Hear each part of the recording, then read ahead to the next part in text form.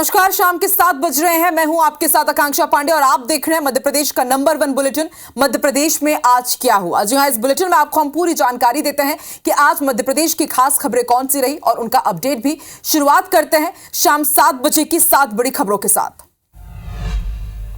तो आज की सबसे बड़ी खबर शहडोल से है, जहां बलात्कारियों के घर पर बुलडोजर चला है। प्रशासन ने बड़ा एक्शन लिया है।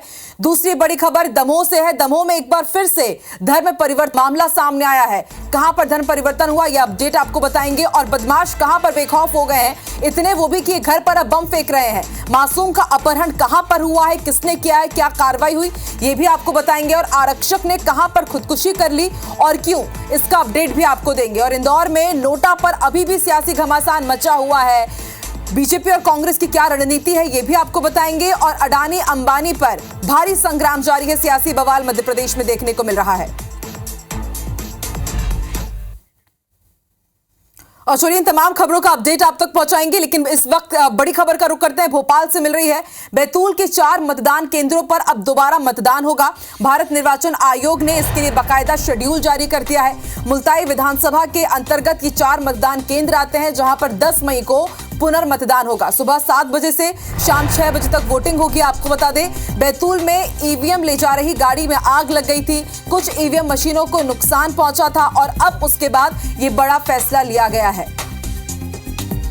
तो भारत निर्वाचन आयोग ने ये बड़ी जानकारी दी है कि मुल्ताई विधानसभा के क्षेत्र के अंतर्गत 4 मतदान केंद्रों में फिर से रिवोटिंग होगी। सुबह 7 बजे से शाम 6 बजे तक। बैतूल में तीसरे चरण के तहत कल ही मतदान हुआ था, लेकिन जब कल गाड़ियां वापस आ रही थी तब एक गाड़ी आग की चपेट में आ गई थी। कुछ ईवीएम मशीनों को, वीवीपैट मशीनों को नुकसान पहुंचा था और उसके बाद अब इलेक्शन कमीशन ऑफ इंडिया ने यह बड़ा फैसला लिया है कि 10 मई को यहां पर अब रिवोटिंग होगी। सुबह 7 बजे से शाम 6 बजे तक मतदान होगा। और चलिए इस जानकारी के लिए सीधे रुख कर लेते हैं मध्य प्रदेश भोपाल का। हमारे संवाददाता नवीन सिंह लाइव जुड़ चुके हैं। नवीन, बेहद बड़ी खबर, मुल्ताई विधानसभा क्षेत्र के अंतर्गत 4 मतदान केंद्रों में रिवोटिंग होगी। किस तरह से अब इसकी व्यवस्था संभाली जाएगी और क्या कुछ इलेक्शन कमीशन ऑफ इंडिया ने अपने निर्देश में कहा है?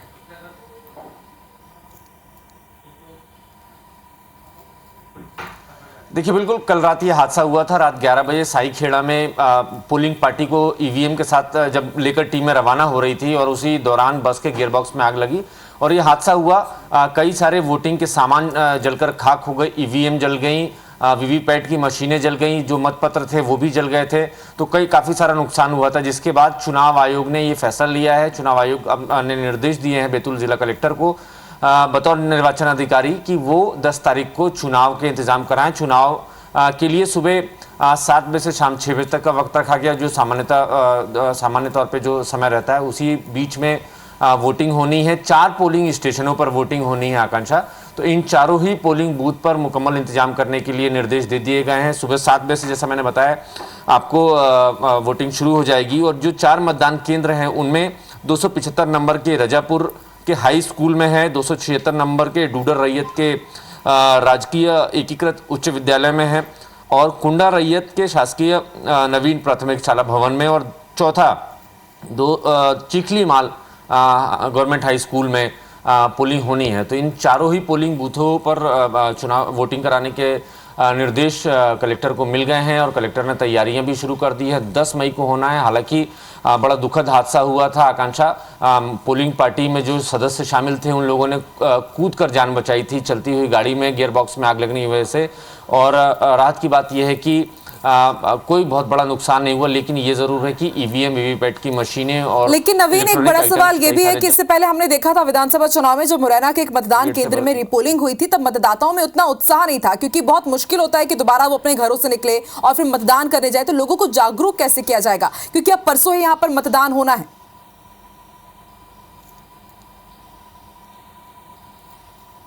देखिए, ये बड़ा टास्क है कलेक्टर के लिए और पूरी टीम के लिए, लेकिन चूंकि 4 पोलिंग बूथों पर होना है और उस दिन उस क्षेत्र में सारी छुट्टियां रहेंगी, सबको कोशिश चुनाव आयोग की यही रहेगी, कलेक्टर और जिला प्रशासन की टीमों की, कि ज़्यादा से ज़्यादा वोटिंग की जाए। और चूंकि शुरुआत के 2 फेज़ में जिस तरीके से वोटिंग कम हुई है, उसके बाद से लगातार जागरूकता अभियान तमाम जिलों के निर्वाचन अधिकारी चला रहे हैं। तो बड़ी उम्मीद है कि इससे कोई बड़ा फर्क नहीं पड़ेगा। 70% से ज़्यादा बैतूल हरदा लोकसभा क्षेत्र में मतदान हुआ है और ये ज़रूर एक बड़ा टास्क है जिला निर्वाचन अधिकारी के सामने, लेकिन उम्मीद है कि इस टास्क को वो लोग ज़रूर पूरा करेंगे। वाकई बड़ा टास्क रहेगा, देखने वाली बात होगी कि इस टास्क को वो कैसे कंप्लीट करते हैं। और हम भी यहां पर जरूर अपील करेंगे बैतूल वासियों से कि आप अपने घरों से निकलकर मतदान जरूर करें, जो नुकसान हुआ उसकी भरपाई जरूर उससे हो जाएगी। बहुत बहुत शुक्रिया नवीन पूरी जानकारी के लिए। तो नवीन हमें जानकारी दे रहे थे कि बैतूल में जहां पर दुर्गा दास उइके वर्सेस रामू टेकाम के बीच जंग है, वहां पर अब एक बार फिर से 4 मतदान केंद्रों में फिर से पुनर्मतदान होगा। हर एक अपडेट IBC 24 आप तक पहुंचाएगा। अब रुक करते हैं शहडोल का। शहडोल में गैंगरेप के आरोपियों के घर पर बुलडोजर चला है। प्रशासन ने छात्रा से रेप के मामले में 5 आरोपियों के घर पर कार्रवाई की है। इस दौरान बड़ी संख्या में पुलिस प्रशासन के अधिकारी मौजूद रहे। पूरा मामला क्या है इस रिपोर्ट में देखिए।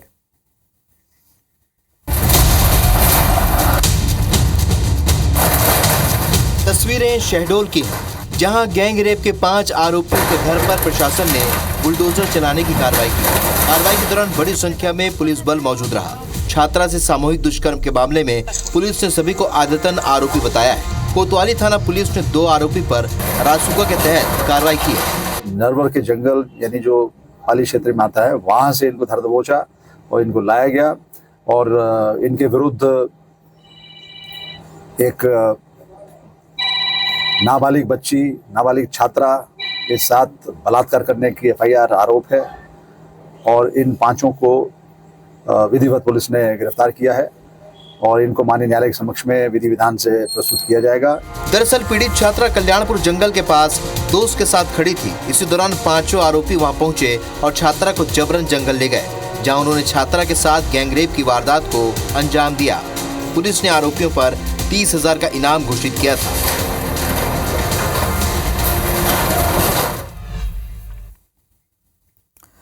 इधर दमोह जिले में धर्मांतरण का एक और मामला सामने आया है। Saint John higher secondary school की प्रिंसिपल पर जबरन धर्म परिवर्तन कराने का आरोप लगाया गया है। मुस्लिम बच्ची का ईसाई धर्म में धर्म परिवर्तन कराने का प्रयास किया गया। छात्रा के परिजनों ने DEO से इस पूरे मामले की शिकायत की है। सेंट जॉन्स की प्रिंसिपल सैफी भारत ने मेरे सामने मेरे भाई से कहा है कि मैं तुम्हारी बीवी का धर्मांतरण करा रही हूं और उसको सारी फैसिलिटीज दूंगी। अभी तो मैं फीस भी मांगती थी, परंतु अब मैं फीस नहीं मांगूंगी। मुझे ये भी कहा है कि तुम अगर इसमें इंटरफेयर करोगे तो मैं तुम्हारे ऊपर कोई भी कानूनी कार्रवाई करा सकती हूँ।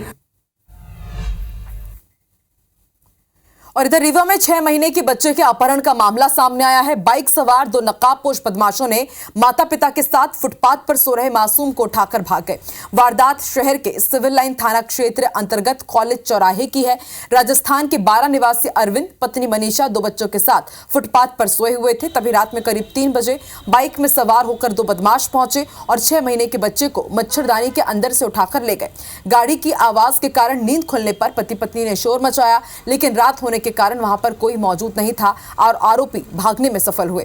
इसके बाद माता पिता ने थाने में शिकायत दर्ज कराई है। वहीं मामले की गंभीरता को देखते हुए पुलिस ने 3 अलग अलग टीम गठित की है जो मासूम की तलाश कर रही है। पुलिस ने संदेह के आधार पर एक युवक को भी हिरासत में लिया है, पूछताछ की जा रही है।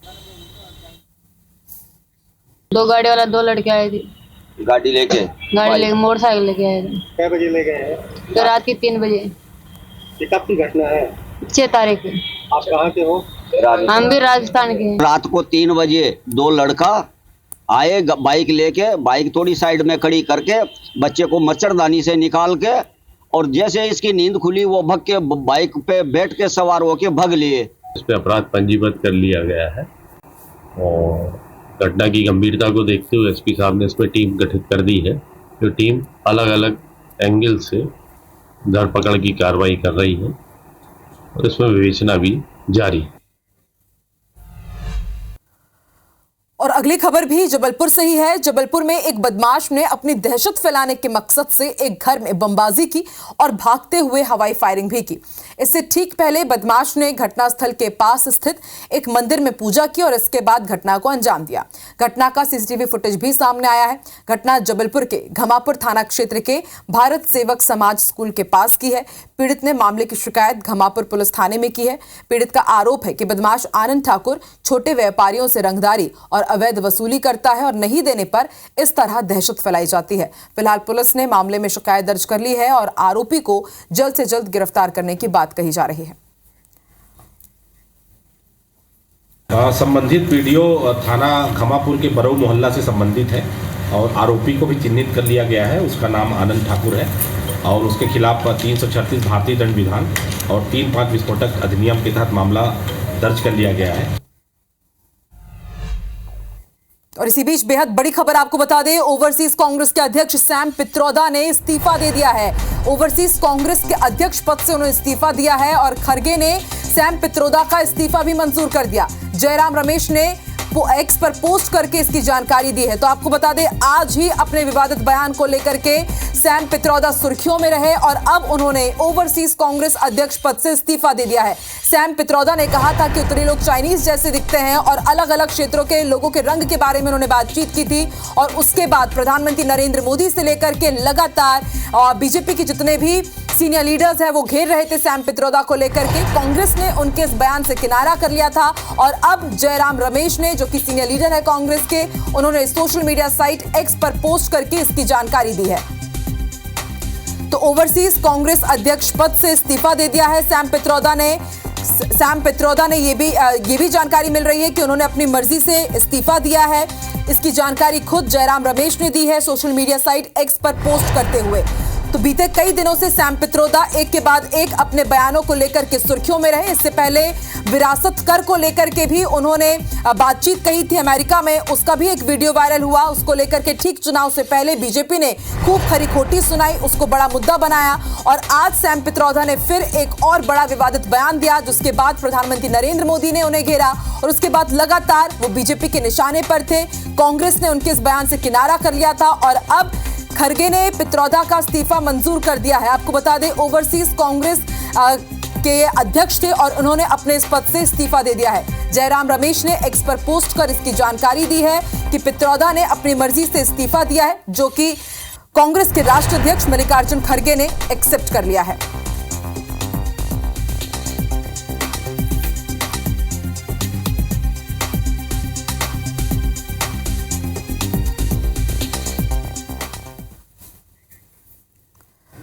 और आगे बढ़ेंगे, कटनी से बड़ी खबर। मौसम का मिजाज बदल गया है, तेज आंधी के साथ यहां पर बारिश हो रही है। जिजरी इलाके में कई पेड़ भी गिरे हैं। मौके पर पुलिस बल के साथ ही नगर निगम की टीम पहुंची हुई है। नगर निगम की टीम जेसीबी के साथ यहां पहुंची हुई है ताकि आवागमन यहां पर फिर से बहाल किया जा सके। तस्वीरें हम आपको कटनी की दिखा रहे हैं। आप देखिए यहां पर किस तरह से आंधी ने जीना मुहाल कर दिया है।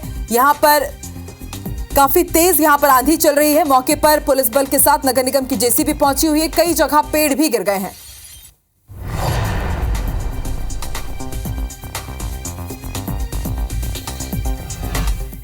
इंदौर लोकसभा सीट को में नोटा को लेकर युद्ध शुरू हो गया है।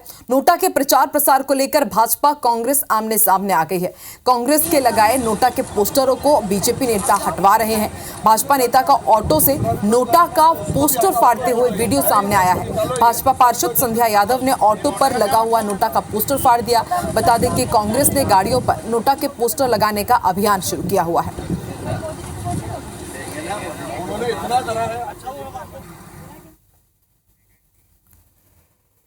तो तीसरे चरण की वोटिंग संपन्न हो चुकी है और उसके बाद बीजेपी अब चौथे चरण की तैयारी में जुट गई है। बुधवार को बीजेपी के प्रदेश अध्यक्ष वीडी शर्मा बुरहानपुर पहुंचे, जहां उन्होंने स्थानीय राजस्थान भवन में कार्यकर्ताओं को संबोधित करते हुए उनमें जोश भरा। वीडी शर्मा ने कार्यकर्ताओं से बीजेपी प्रत्याशी ज्ञानेश्वर पाटिल को जीत दिलाने के लिए काम करने की बात कही। इस दौरान वीडी शर्मा ने जीतू पटवारी और कांग्रेस पर भी जमकर हमला बोला। मध्य प्रदेश की बहनों ने तय कर लिया है, जीतू पटवारी तुमने जिन शब्दों का उपयोग किया है और तुम्हें रस चाहिए ना, तो अभी 7 तारीख को भी रस मिला है और 13 तारीख को तो इतना रस मिलेगा कि राहुल गांधी और जीतू पटवारी की जीत बेस्वाद हो जाएगी। चिंता मत करिए, बहनों ने हथियार हाथ में ले लिए तुमको ठीक करने के लिए। देवास के क्षेत्रवासियों के लिए अच्छी खबर है। अमलताज अस्पताल में अब MRI की भी सुविधा आपको मिलेगी।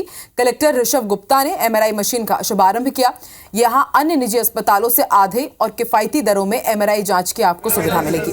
दूसरी सौगात, संस्थान में काम करने वाले उन महिला कर्मचारियों के लिए झूला घर का उद्घाटन किया गया है जिनके बच्चे छोटे हैं। ये कर्मचारी ड्यूटी के दौरान अपने छोटे बच्चों को झूला घर में छोड़ सकती हैं। बच्चों की देखभाल झूला घर के कर्मचारी करेंगे।